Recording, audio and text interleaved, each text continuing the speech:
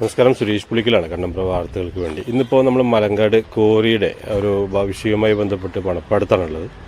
പണപ്പാടം കേന്ദ്രീകരിച്ച് മലങ്കാട് ഭാഗത്ത് ഒരു കോറി പുതുതായി രൂപീകരിക്കപ്പെടുകയും അതിനെതിരെ സമരസമിതിയായിട്ട് മുന്നോട്ട് പോവുകയാണ് ഇവിടുത്തെ പ്രധാനപ്പെട്ട ആളുകളൊക്കെ. വിവിധ രാഷ്ട്രീയ പാർട്ടികളുടെ നേതാക്കൾ ഉൾപ്പെടെ ഒരു സംയുക്ത സമരസമിതി അതിനൊപ്പമുണ്ട്. അതിൻ്റെ ആളുകളാണ്.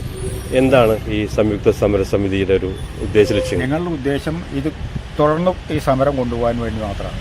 കാരണം ഞങ്ങൾ ഇത് കോറിപട വരുന്നതിനോട് ഈ നാട്ടുകാർ മൊത്തം, പ്രത്യേകിച്ച് 3-ാം വാർഡും അതിനോട് സമീപം കിടക്കുന്ന 4-5 വാർഡിലത്തെ ജനങ്ങളും ഈ കോറി വരുന്നതുകൊണ്ട് വളരെ ബുദ്ധിമുട്ടിലാണ്. കാരണം ഈ കോറിപട പ്രവർത്തനം തുടങ്ങിക്കഴിഞ്ഞാൽ ഞങ്ങൾക്ക് വെള്ളം കിട്ടാൻ വെള്ളം മുഴുവൻ നശിച്ചു പോകും. ഒന്ന്, പൊടിപടലം, ശബ്ദമലിനീകരണം, ഇങ്ങനെയുള്ള പല ബുദ്ധിമുട്ടുകളും ഉണ്ട്. അപ്പോൾ ഇവർ ഒരു സർവേ നമ്പറിലാണ്, അതായത് 219/12 എന്ന് പറഞ്ഞ സർവേ നമ്പർ ഇവർക്ക് ഈ പൊട്ടിക്കുന്ന സാധനങ്ങൾ, എക്സ്പ്ലോസീവ് സാധനങ്ങൾ സൂക്ഷിക്കാൻ വേണ്ടി മാത്രമാണ് കൊടുത്തിരിക്കുന്നത്. ഇവർ തുടങ്ങിയത് തന്നെ ആ ഒരു സർവേ നമ്പറിൽ വെച്ചിട്ടാണ്. അത് റഷീദ് എന്ന് പറഞ്ഞ ഒരാളുടെ പേരിലാണ് ആ സ്ഥലം കിടക്കുന്നത്. അത് 600 ചില്ലറ 1.5 ഏക്കറോളം വരുന്ന ഒരു സ്ഥലമാണ്. അപ്പോൾ ഞങ്ങൾ ഡിപ്പാർട്ട്മെൻറ്റ്, പഞ്ചായത്തിലും വില്ലേജിലെല്ലാം ഇത് പരാതി സമർപ്പിക്കപ്പെടാണ്ടായി. അപ്പോൾ പഞ്ചായത്ത് ഞങ്ങൾക്ക് പൂർണ്ണ സപ്പോർട്ടാണെങ്കിലും പഞ്ചായത്ത് സെക്രട്ടറി ഇതിൽ ഒരു സപ്പോർട്ടും ഇതുവരെ തന്നിട്ടില്ല. മാത്രമല്ല, വില്ലേജിൽ ഞങ്ങൾ വന്നപ്പോൾ രാഷ്ട്രീയക്കാരെല്ലാവരും, ഞങ്ങൾ നാട്ടുകാരൊക്കെ കൂടി വന്നു. ഇത് രാഷ്ട്രീയമില്ലാത്തൊരു കേസാണ്. അപ്പോൾ എല്ലാവരും കൂടി വന്നിട്ടും വില്ലേജുകാർ സഹകരിക്കാൻ തയ്യാറല്ല. അവർ ആ സ്ഥലം പോയി പരിശോധിക്കും. അവർ സ്റ്റോപ്പ് മെമ്മോ കൊടുത്തിട്ടുണ്ട്. ഈ വില്ലേജും പഞ്ചായത്തും സ്റ്റോപ്പ് മെമ്മോ കൊടുത്തിട്ടുണ്ട്. പക്ഷേ ഈ സ്റ്റോപ്പ് മെമ്മോ കൊടുത്ത സ്ഥലത്ത് വീണ്ടും തുടർന്ന് അവർ പൊട്ടിച്ചുകൊണ്ടിരിക്കുകയാണ്. അപ്പോൾ അതിനെ ഒന്ന് പോയി നോക്കാനോ അതിനെ പേരിൽ നടപടിയെടുക്കാനോ ഇതുവരെ വില്ലേജുകാരോ പഞ്ചായത്തോ തയ്യാറായിട്ടില്ല.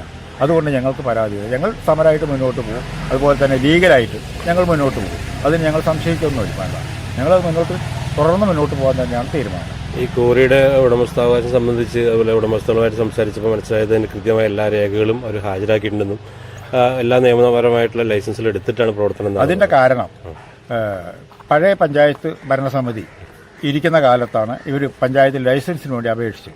ആ ലൈസൻസ് ഭരണസമിതി റിജക്റ്റ് ചെയ്യാണ്ടായി. പക്ഷേ റിജക്റ്റ് ചെയ്തപ്പോൾ ഇവിടെ ജനങ്ങൾക്ക് ബുദ്ധിമുട്ടുണ്ടാവുന്നതാണെന്നും ജനവാസ മേഖലയാണെന്നും അവർ രേഖപ്പെടുത്തിയില്ല.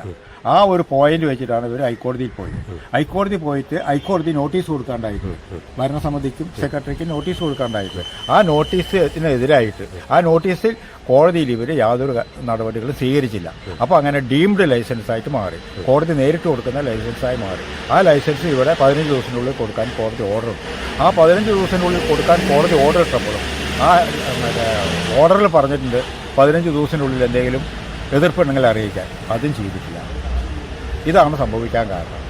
ഇത് കോറി വന്നാലുണ്ടാവുന്ന ഭവിഷ്യത്തുകളെ കുറിച്ച് ഒരു പഠനം വല്ലതും നടന്നിട്ടുണ്ടോ? പഠനം നടന്നിട്ടില്ല. പഠനം നടത്താൻ ബന്ധപ്പെട്ട വില്ലേജോ പഞ്ചായത്തോ ആണ് ചെയ്യേണ്ടത്. അത് ചെയ്തിട്ടില്ല. അങ്ങനെ ഒരു പാരിസ്ഥിതിക പഠനം ഇവിടെ നടത്തിയിട്ടില്ല. അത് നടത്താൻ പറയേണ്ടത് പഞ്ചായത്താണ്. അത് പഞ്ചായത്ത് പറഞ്ഞിട്ടില്ല. ശരിക്കും ഇതൊരു ജനവാസ മേഖല തന്നെയാണ്. ജനവാസ മേഖല തന്നെയാണ്. കാരണം ഈ റോഡ് സൈഡിൽ കംപ്ലീറ്റ് ജനങ്ങളാണ് താമസിക്കുന്നത്. ആ ഭാഗത്ത് ജനങ്ങൾ ഇതിങ്ങനെ കിടക്കണേ ഭൂമി. ഈ 2 ഭാഗത്തും ജനങ്ങളാണ് താമസിക്കുന്നത്. ഈ വില്ലേജ് അടക്കം ഇതിലേക്ക് ബാധിക്കും. ഇവിടെ ഒരു പാറ നിൽക്കുന്നുണ്ട് അടുത്ത് തന്നെ. ആ പാറ വലിയൊരു പാറയാണ്. ആ പാറയുടെ മുകളിലൊരു പാറ നിൽക്കുകയാണ്. അപ്പോൾ ഈ ശബ്ദം കൊണ്ട് ഈ പാറകൾ അവിടുന്ന് ഇളകി വീഴാൻ സാധ്യതയുണ്ട്. ഇളകി വീണാൽ അവിടെ ഒരു 3-4 കുടുംബമുണ്ട്. അതൊരു കോളനിയാണ്. ആ വീടുകൾ മുഴുവൻ നശിച്ചു പോകും. ജനങ്ങൾക്ക് അപകടം ഉണ്ടാവും.